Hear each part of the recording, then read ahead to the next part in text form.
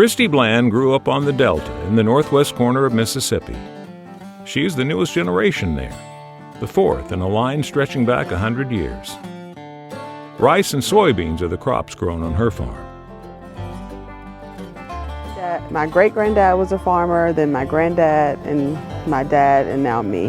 I'm the oldest of three, and I think a lot of times people think that the boy should take over, but here I am. I used to tell them that, that she was the toughest boy that I had.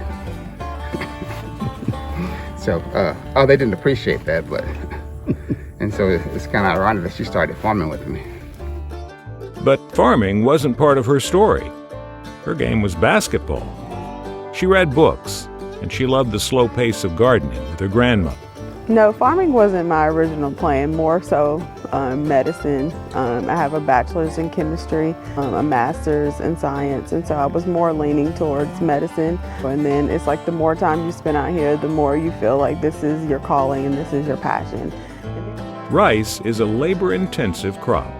The only difference is you have to pull levees in order to flood the rice. You have to put out fertilizer once you get a flood, and then midway you do another dose of fertilizer, and then pretty shortly we'll be checking to see if we should put out any fungicides.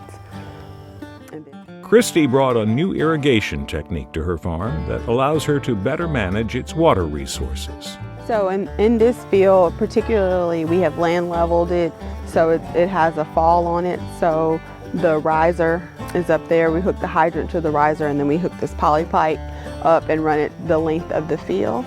Each paddy, there are gates, little blue gates that you put into the poly pipe. It's called multi-inlet irrigation. From those gates, you can close them and open them depending on which section or which paddy of rice needs water.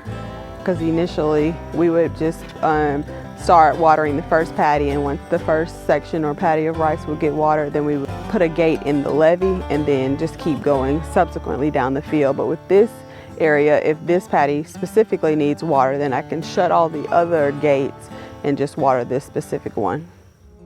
It is Christi's partner and father, James Bland Jr., who helps build her confidence in the profession of farming.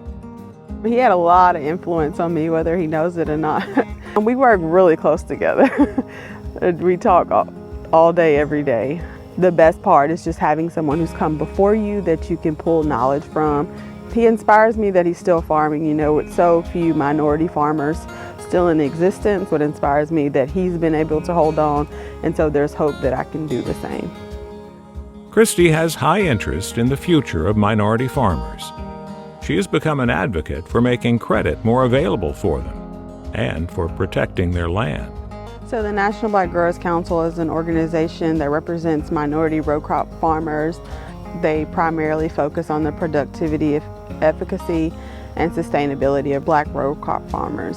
The NBGC board, I represent Mississippi at large.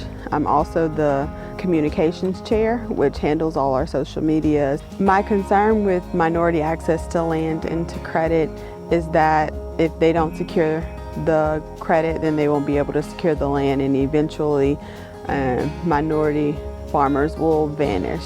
And it's kind of twofold. It's hard to think of how, if it's not generational, how people are able to start, because if you don't have the credit, it's hard to get the land, and if you don't already have the land that's secured generational, then it's hard to get the credit. Christi is motivated to farm into the future for her brothers and cousins by remembering the determination and the work ethic of the family farmers who came before her. I think as far as farming, what motivates me is legacy. Just to know that you're continuing something that your ancestors fought for the right to do. My dad has already done so many improvements for this land to be productive for me, and I want to do the same thing for my cousins, or if my brothers want to come back to the farm, or our children. So it means a lot to me to have somebody to pass this land on to.